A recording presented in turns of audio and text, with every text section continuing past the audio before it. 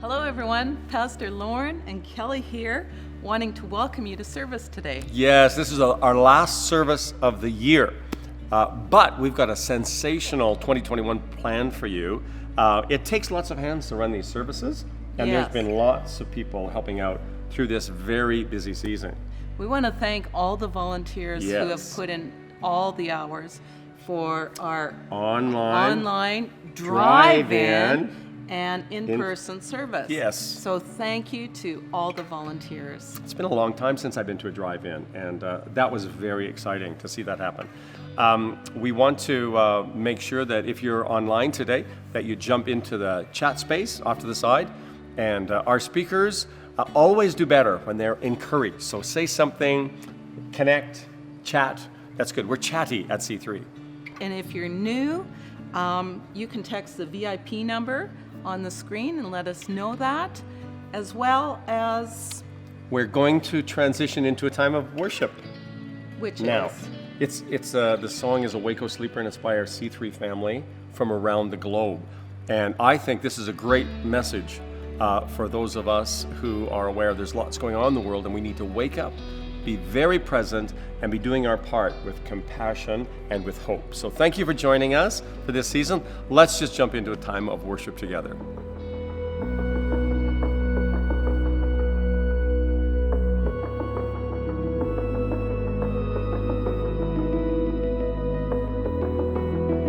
The wind is changing, a page is turning. Throughout the nations, there's something stirring. The earth is waiting, anticipating. Let God arise, revival is in the air. Can you feel it coming? Can you hear the sound? Like a mighty rushing wind from heaven. Wake up, oh sleeper, get up from the grave. The dawn is breaking in glorious grace.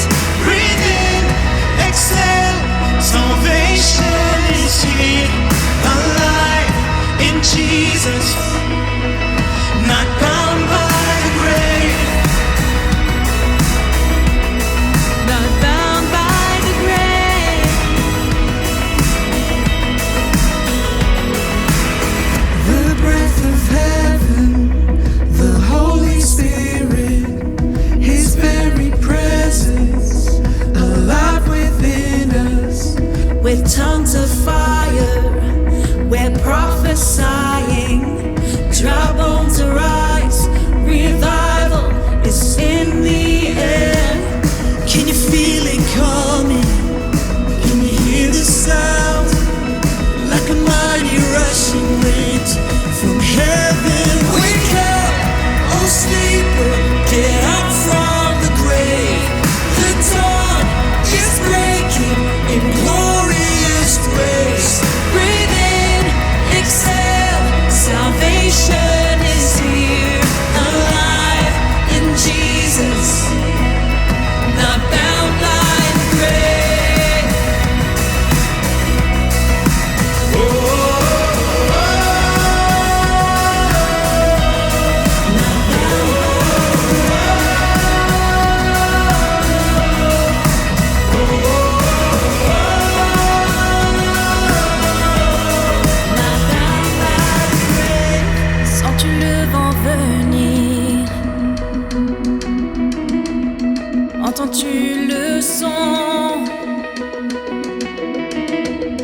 Notre Dieu agit ici maintenant. Can you feel it coming? Can you hear the sound? Like a mighty rushing wind from heaven. Wake up, oh sleeper, get up from the grave. The dawn is breaking in glorious grace. Breathe in, exhale, salvation is here, alive in Jesus, not bound by the grave.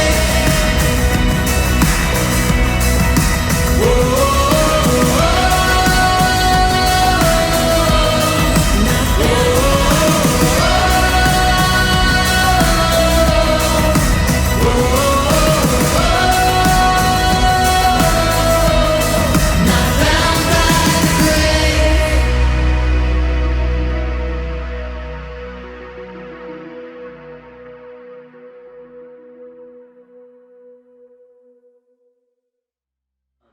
Such a great message in that song, don't you think?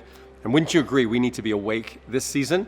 Awaken to the purposes of God, which is why I've invited these next 4 speakers to share some of their story in what we do traditionally at our last service of the year. We look back over the year and see how God has touched people. Today you're going to hear from Miranda, you're going to hear from Sherry, you're going to hear from Marin, and you're going to hear from Chris.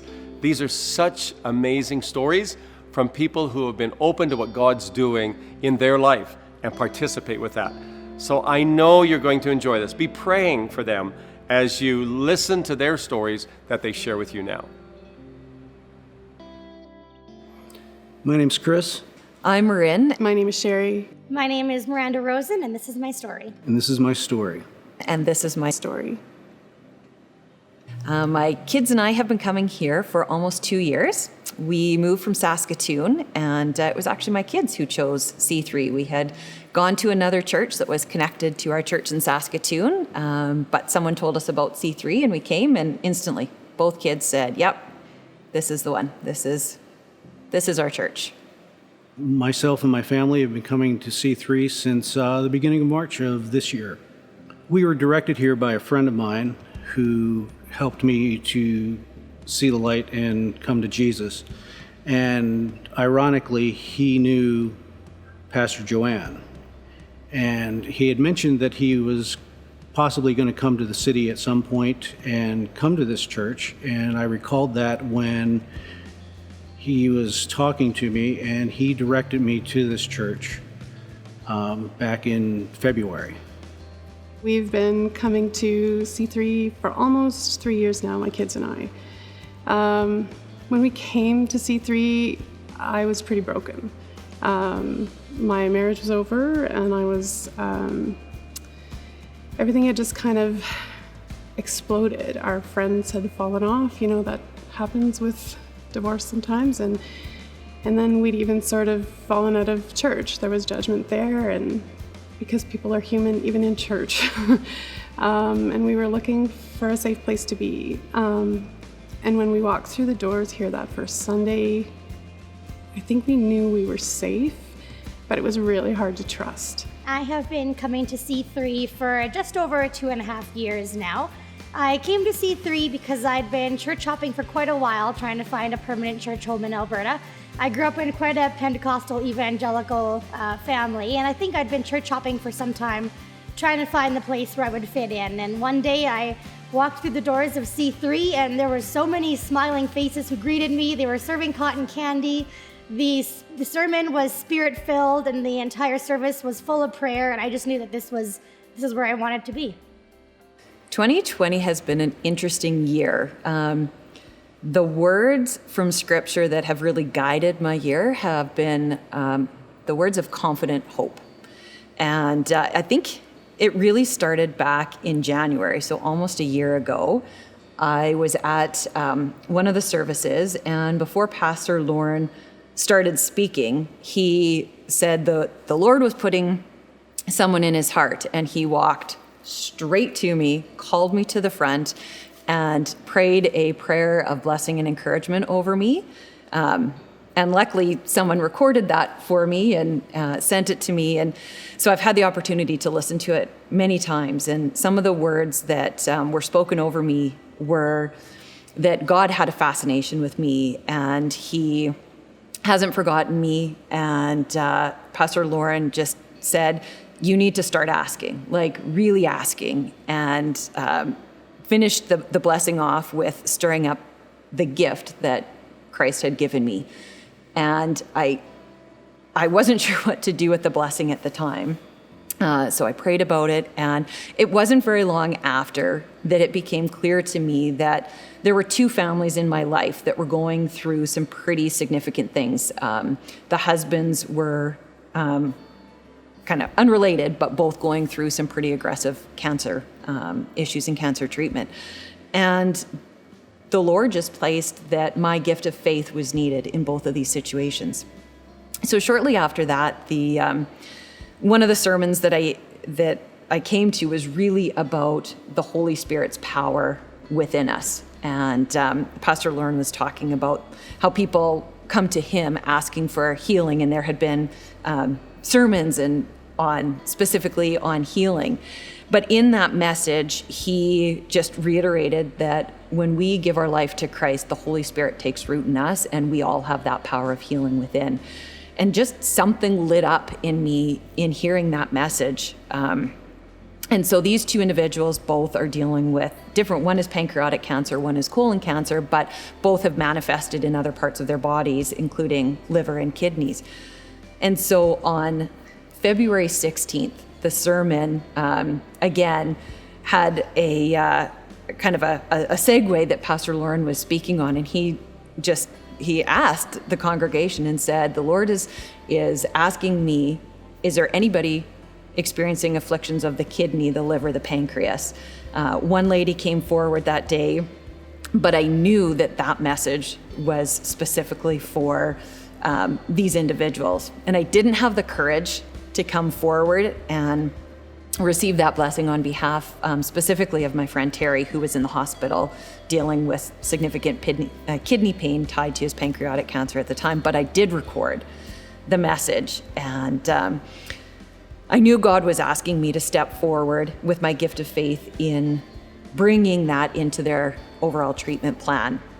And so I went to visit Terry, and I played the message for him, led to some great conversations on, perhaps some of the emotions that were being trapped in him that maybe were tied to the cancer. So that was kind of a cool experience. And shortly thereafter, there was another sermon where, again, Pastor Lauren just spoke blessings and prayers and specifically referenced people with kidney, liver, and pancreatic issues. And again, I recorded that message. Terry was still in the hospital. I took it to him and continued praying with him and his family. And I went to visit him a number of times, often prayed for him while he slept. And, I was thinking that what God had placed in my heart, this request and ask to pray for these people. It's like, okay, yes, we're on the right track. But God quickly reminded me that he wasn't finished. And so Terry ended up having surgery on his kidneys and ended up going home, but was still experiencing some pain. And I was sitting in one of the services, and God really spoke and said, what you've been doing is great, but there's another step. I need you to assemble a team, lay hands, pray over these individuals. And I was like, oh, okay, that's a little bit out there for me. So I, mulled with it. I wasn't sure how it would be received by the family. Praying quiet one-on-one is one thing, but getting a group together and laying hands, it seems so normal, in the context of the church, but to lead that when you're not in the role of ministry seemed out there. So I spent some time in the Word, and 2 Thessalonians chapter 1, verse 11 really led me through that process. And it reads, may he give you the power to accomplish all good things your faith prompts you to do. And as I prayed on that, I realized, okay, this is God prompting my faith in this direction. And I phoned the church and was kind of hoping that one of the pastors here could come and lead this prayer time and I could just participate. But God kept reminding me, no, that's not what I put on your heart. And Pastor Tim was very clear in saying, this is what God's placed on you. You've been commissioned to do this. So I assembled a team. We went over to his house. We laid hands on him. We prayed for him. The healing wasn't instantaneous, but Terry has now beat stage 4 pancreatic cancer, not once, but twice. And all I'm left to say is God is amazing. And when he calls us forward to do his simple asks, we need to do it. The second friend lives further away, and it's, both him and his wife are people I've known most of my life. And I often go visit them when I'm driving to and from Saskatoon, stop in at their farm. And every time I tell myself, okay, I'm going to pray for them. And our visit comes and goes, and I get in my vehicle, and I just, I'm so mad at myself that I didn't have the courage to bring it up and pray in that moment. But when I was out there in September, I was driving back to Calgary, was almost here, and my friend phoned. And we had just been visiting a few hours earlier. And in the context of that conversation, she brought up how some people from the community had been praying for her specifically and for them in this situation, and what a comfort it was. And it was just like, God was no longer throwing those little pebbles. It was like the boulders coming at me saying, I told you, this is what I want you to do. Just do it. And so I got home that night. I phoned her back. We prayed, and shortly thereafter, her husband went for a PET scan and was told that the cancer that had spread to his lungs and liver had subsided, beyond what the doctors said was ever possible. And he was now eligible for a surgery on the original area of cancer in his colon that, again, they said probably would never happen. This past week, I knew he was going for surgery, and I phoned them and said, can I just pray over you and your family? And they've got three young kids, and I had said, hey kids, there's a portion of the prayer, and I'd just like you to place your hands on your dad's stomach and on his lower back, whatever's closest. And we prayed together, and although I couldn't see them because it was over the phone, the conversation after was that the sense of calm and peace in that moment was amazing. And I got a text from my friend when her husband got out of surgery this week, and just said they got it all. They were able to take out the colon, remove the cancer, reattach the colon. There were some parts that they weren't sure in the midst of it, but they had got it all. And I just, sat in awe of what amazing things God can do when we're willing to be obedient. This has been an amazing year. I turned my life over to Jesus back in February, which led me here to C3. I was dealing with something in my family life, and I was struggling with it over the past 5 years. I was really, really having problems with a lot of anger issues. There was some felonious things that had happened, which I had to deal with things in the court systems and protecting my mother from my sister in our family. So dealing with these anger issues, I was praying and trying to come to grips with what was going on. A friend of mine had been counseling me over the years, over the past few years, about dealing with anger and forgiveness, and he is a devout Christian, strong, courageous, one of those fellows, so I would lean on him for a bit. I was brought up in a Catholic background, and I had turned my back on religion many years ago.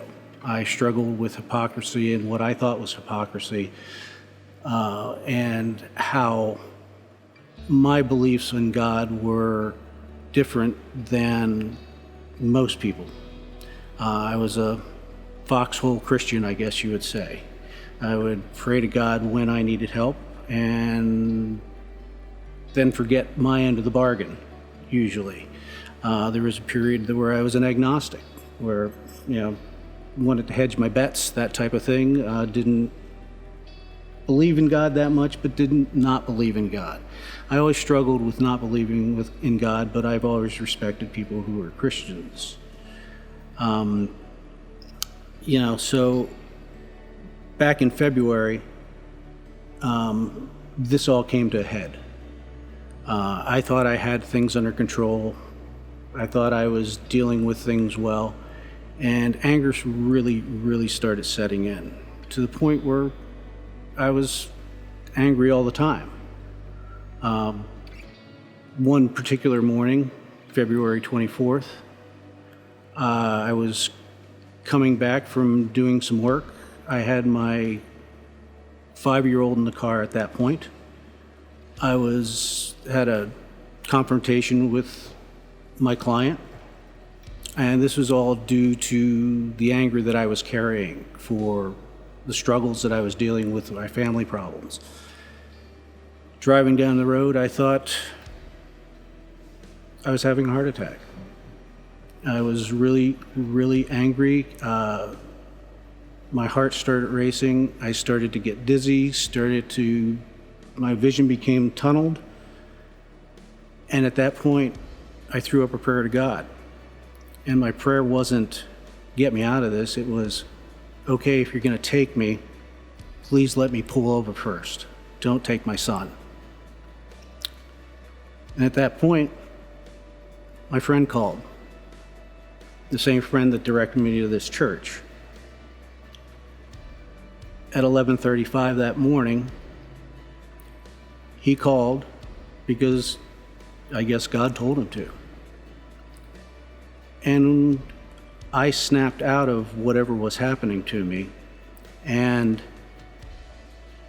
ended up having a discussion about why I was angry and why he called, and he knew that I was struggling and he was concerned for me because I had posted some stuff on Facebook and he had caught wind of that, and he called me at that particular moment.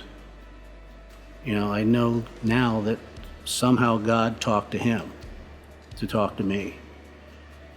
Through my life, I've had many signs. I don't know why I'm here, because I had a bit of a misspent childhood, I guess, or post-childhood. And one thing led to another, and he finally asked me over the phone, are you ready to turn your life over to Jesus? And I said yes. And I grabbed onto it that day like a man grabs onto a life preserver. A drowning man grabs onto a life preserver. And that's led me to here, which I brought my family, and we've had the most amazing ride since we walked through these doors back on the first weekend in March of this past year. What I've learned since then, since first walking through the doors of this church, is all my knowledge and conceptions of what God is and represents have been blown out the door. I didn't know that I could have a loving relationship with the Father. I didn't know I could have a friendship. I didn't know that I could talk to God one-on-one as a friend. This whole way of worshiping and believing in God is diametrically opposed to what I was taught. When I was brought up, it was you went to church, you prayed, you followed the rules of the church, and that's how you had a relationship with God. The priest told you how to do it. I didn't know how to pray when I came here. I just, asked for things. Now I have a conversation every morning with God. Thank you for the day. Thank you for what you've done for me. Thank you, and I'm saying prayers for other people. I never did that before. I never tried to forgive other people. I carried that guilt and anger or whatever it was towards other people as long as I could, because that's what I did. I don't do that anymore. So it's just a whole different way to look at the world and look at God. And it was probably 8 months later, maybe 8 months later, we'd been coming faithfully every Sunday. 8 months later, I was on my way to Edmonton for a work trip. and it was a particularly tough week, and it had been tough. Times were really hard. Single parenting and trying to run my business and trying to figure out what God was doing with this broken relationship. And I literally in the car cried out and said, God, I can't do this. Like, just give me a sign that we're in the right place, that I'm headed in the right direction. And not a word of lie, the phone rang, and on my dashboard it showed up C3 Church. And I thought, okay, I hear you. I hear you. It was sweet Melissa calling to connect me with a woman who was also looking to get connected, and that was just the beginning of trust, of trusting that we were on the right path, that we were in the right place, because it was really hard to trust a new community. I think God stripped away all of the extra stuff. At the beginning of the year, things were challenging. My work was really busy, and again, you don't recover and heal instantly most of the time from big life change and trauma, so we were still finding our normal. And just as the shutdown started, I was looking forward to a holiday. We were headed to the beach, the kids and I, and then everything got turned around, and we didn't know our head from our tail. And the kids were intending to have their 13th birthday on a beach. And of course, our trip was canceled. The bags were packed in at the door when we found out we weren't going anywhere. So there's a lot of uncertainty and a lot of disappointment. And I reached out to see if we could find a way, because in those first days we weren't allowed to see anybody or have any gatherings. And I just reached out on Facebook to some friends to say, can we just do something for the kids? Can you show up at the window and sing happy birthday or something? Because this is such a disappointing birthday, and they were so looking forward to it. It was shocking, the response. Almost 90% of the people who answered were people from the church who, it turned out, from 8:30 in the morning until 5 o'clock at night, every half hour, someone was at the window. Literally every half hour. I had to schedule them so they wouldn't overlap. And it was remarkable to see how the community wrapped around us. And that's continued all year long, all through these isolation times, and then the slight reopening, and then the closing again. We keep seeing, and I say we because the kids and I are seeing it together, the community wrap us up in them. This fall, I was facing a really difficult discussion. And, normally we reach out to our friends and we pray for us. And I reached out to sweet Era and said, would you pray? Would you just, I'm struggling and this is going to be really hard for me. She didn't just pray. She and Mark showed up and sat on the other side of that coffee shop and interceded the whole time. Every time I looked up, I knew where I belonged and who I belonged to, because they were praying for God to wrap himself around me. And the truth is, God's wraparound presence is our defense, and that's what I felt, and that's what I continue to feel. Not even just when I'm here, but all week long, as we create family out of this community. Well, for those who do know or those who don't know, I am also the MLA for beautiful Banff Kananaskis, which encompasses Springbank, which obviously is where our church is. And so my journey to politics, I suppose, is a bit where my story begins. And my journey to politics was really one of the only times in my life that I've ever clearly heard the voice of God call me to something. I was in a job that I thought was my dream job since kindergarten. I was working for Coca-Cola, which had been my dream. And I just really wasn't happy, and I knew that I wanted to be in the political realm, but at the time I was still in my mid-20s, and it felt like a bit of a suicide mission. I was fairly new to Alberta, and I knew I wanted to jump into the political race, the provincial election, but I just didn't quite have the guts to do it. And one day I was driving down the highway, and I lashed out at God in a way that I've never done before. And I literally screamed, "God help me," because I just couldn't make the decision. And the second I lashed that out, my phone buzzed, and I got a text message from someone that I hadn't talked to in years. And all the text message said was, "Hey, Miranda, I'm thinking about you. And I was wondering if you're going to sell sugar water the rest of your life or if you're going to go out and change the world." And honestly, I really felt that moment like I had gotten a text message from heaven, and I filed my election papers the next day. A few months later, I had been culling through the voter list, and I stumbled upon this lady named Cheryl. And I was in a pretty stressed out place. The election was coming up, and I had no idea how it was going to go. And I knew that I felt like I had been called to the position, but I was feeling so stressed out, had a lot of strong contenders running against me. And I called this lady named Cheryl, and she answered the phone, and she just told me that she had been waiting weeks for me to call her, and that God had put a message on her heart that I was going to be some form of an Esther. And she prayed over me a prayer like no one had ever prayed over me before.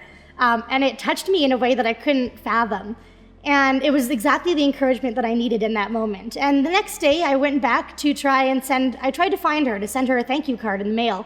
And she didn't exist. Her number was not in my phone log. She didn't exist in the voter list. And the Sure lady was completely gone, vanished. And that was the second time that I really realized that there was a very good chance I had had a phone call with an angel, which was something that I still to this day can barely fathom. But I've really come to believe that God has put me here for a reason, and that He has given me the encouragement and the peace that I've needed all along the way. So I guess when I reflect back on 2020, it feels like it's been a rather insignificant year for myself, and I think for a lot of people will probably agree with that. Not a lot has happened. But I suppose when I look back on it, despite all the hardship, I suppose the fact that I am here as someone in my mid-20s who's only been in Alberta a few years, sitting, holding a seat at one of the highest tables in the province with a direct voice in all of the things that are going around us, especially in this difficult season of COVID-19, and a lot of us are seeing our freedoms and our way of life changed. I suppose the fact that I get to have one small voice at that table is significant in itself, and that's a blessing from God that I don't necessarily know if I deserve, but I know that I believe that God has put me here for a reason. I was reading through Matthew the other day, and there's a verse in there that says, if the lightness in you is darkness, then you have the worst darkness. And I feel like that really profoundly describes the state of our world right now. There are so many people going about their lives doing wrong in the name of good that I think our world has spiraled into one of the darkest states it's been in a long time. When people have kind of lost their sense of direction and their sense of what good is. And that's something that I've had to learn how to deal with being a politician in 2020, is it's hard to be a force for good in a world that's not necessarily ready to accept good, or to accept, I suppose, my version of good. And so what I've really learned also this year is that people have turned the government into their God, and people look to us as politicians for their financial support, their moral support, their emotional support, their retirement support. And even in the campaign, I would knock on people's doors, and grown people with families and successful careers would break down crying in front of me because they really believe that us as politicians are their last glimmering piece of hope that they have, that they really believe that we can be miracle workers as politicians, that we can somehow, they just vote for us, donate to us, that we can turn their lives around, save their family, save their mortgage, save their job, save their retirement. And there's a really heavy burden to bear in that when you realize that all of these thousands, tens of thousands of people you represent are now looking to you rather than looking to God. And I think that's a big shift we've seen in society. And it's a really heavy burden that a lot of us have to bear in public office. But at the same time, our world is such a dark and polarized and divisive place. And there's so much hatred everywhere. And I've personally had a really tough year in 2020. Every day I open my inbox, there's been somewhere between 100 and I think the record was 2,954 emails screaming at me, swearing at me, calling me every name in the book, weekly death threats, you name it. CBC has become my worst enemy. I guess I've become their best friend. But it's been a really tough year for me. Not only trying to bear the burdens of a world in times where literally everyone is struggling, but also just be a voice of love and compassion for people who are definitely not willing to give it back. Has been a really big learning experience for me. I've really, over the course of 2020, learned the meaning of be still and know that I am God. And I think that's one of the only things that's gotten me through the year, to be honest. And that takes a lot of different forms for me.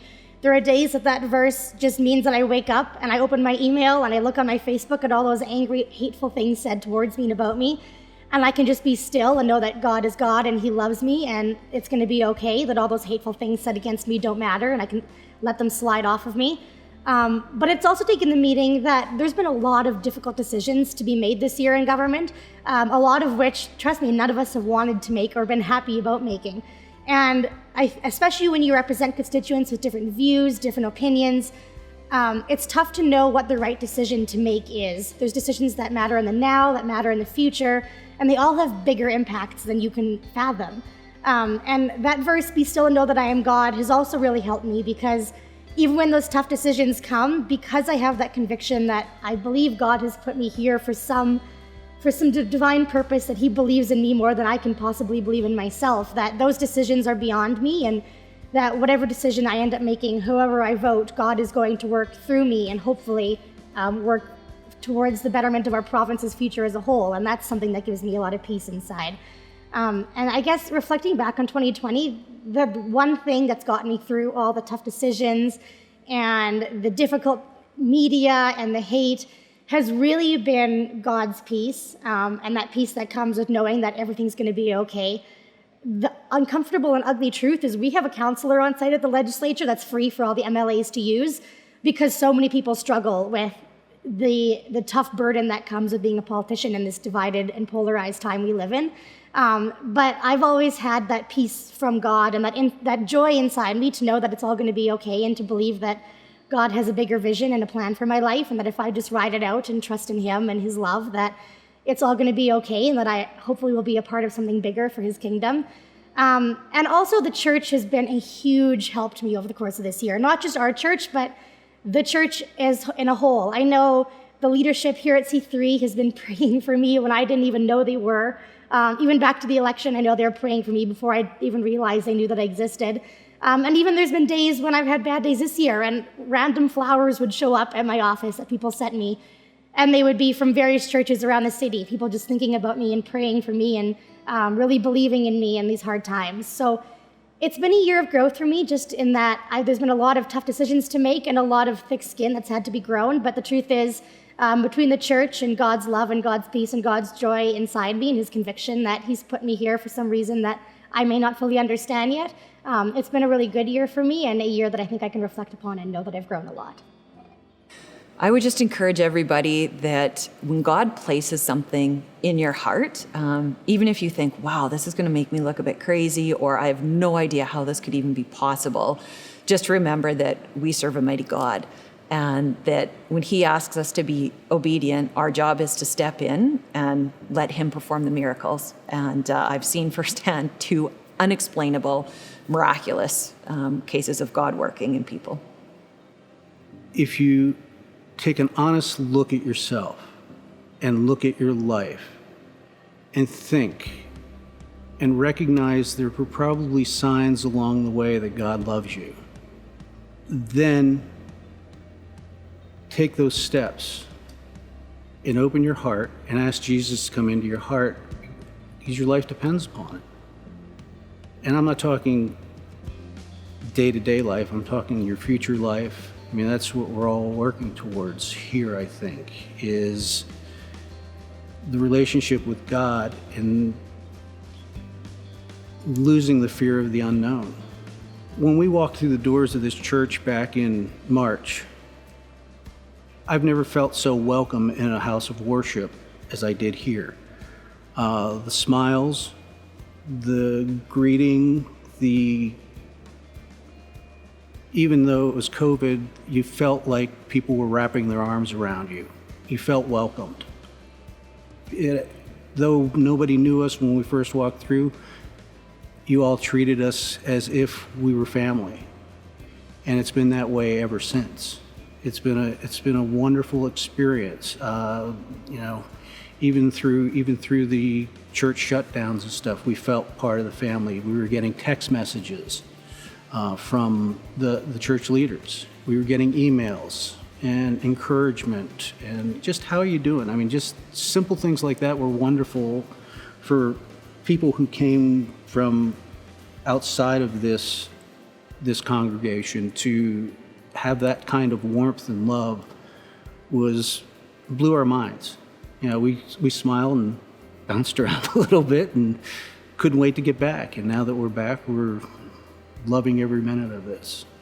sometimes I think the world is so noisy around us, and in 2020 it's been really noisy with outside opinions and judgment. Slow down and listen. I say often to my kids, sometimes when I'm the most quiet and a thought pops into my head, I'll know if it's God because I get that peaceful feeling. And I think we just really need to slow down and tap into that. I've tapped into that a few times this year, and every time it's been God directing me. Someone needs something, or someone needs prayer, or maybe it's something He needs me to do. And I just know from that peace that it's the next step. So hang on to that. Hang on to that quiet. I know with kids at home it's hard to get quiet. Oh Lord, I know that. But we can get quiet. We can create stillness even if it's just for 2 minutes in the shower in the morning to just tap into what God's telling us to do. If people are looking for what they can learn from my story or some encouragement for the year, I would direct them to Ephesians 1:11, and that verse says, "For I have a plan and a purpose for you." And that verse has always really held dear to me because it not only means that God has a plan for me and that my life here on earth is going to work out okay, but that He has a legitimate purpose for creating me and putting me on this earth. And trust me that if little Miranda in her mid-20s can sit at the table with our premier and the Alberta government, if God has a purpose for little me, God has an even bigger purpose for everyone out there. And if He can put me here, He can fulfill all of the wildest dreams, all of the longings of the hearts out there, all of the struggles and inner peace. For anyone listening, I just hope you know that God has a purpose for you. You're on this earth for a meaning. And no matter what that meaning is, no matter how far you stray, or even if you don't understand that purpose and know how to get there, He'll put you on that path, whether you like it or not. And He's got a reason for creating you the way He did and putting you where you are at this moment in history. And he will work through you if you just lean on Him. My name's Chris, I'm Marin, My name is Sherry. My name is Miranda Rosen, and this is my story. and this is my story. and this is my story. And this is my story. Thanks for joining us today. Wasn't that panel amazing? I love stories of how God's transformed lives. And as we told you, these are amazing stories. And there's many more like that all through our church. And so that's part of the reason why it's our privilege to be able to serve on the team here. And we thank you for your faithful giving all through the year. As we come to the year end, you may want to prepare a year-end gift you'd like to give. Maybe you'd like to regularly give. We want to give you that opportunity, but we want you to do it in faith. Yes. Do it because God is stirring in your heart. Do it out of love for extending the kingdom of God. And don't do it just because it's giving time. Do it because it's a desire in your heart to give. And so we've provided different avenues for people to give if they'd like. So one of them is that the QR code that's going to come up on the screen. The cute code. Or e-transfer at info@myc3church.ca. Or if they had the Tithely app. They can do that too. Yeah, so that's great. Is that it for the year, or is there more? No, kids. Oh. Go to church online for kids. You'll find your videos there. And from us to you, See you next year.